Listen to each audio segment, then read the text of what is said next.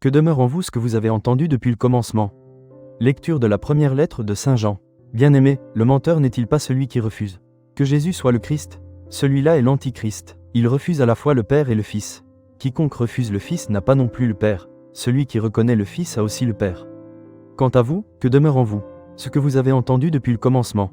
Si ce que vous avez entendu depuis le commencement demeure en vous, vous aussi, vous demeurerez dans le Fils et dans le Père.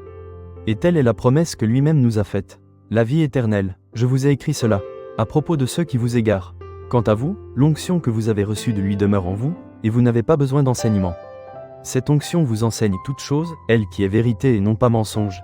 Et, selon ce qu'elle vous a enseigné, vous demeurez en lui. Et maintenant, petits enfants, demeurez en lui.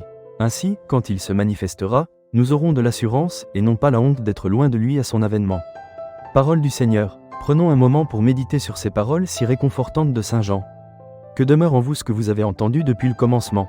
Ces mots nous invitent à faire une pause, à regarder au plus profond de notre cœur. Qu'est-ce qui y demeure vraiment?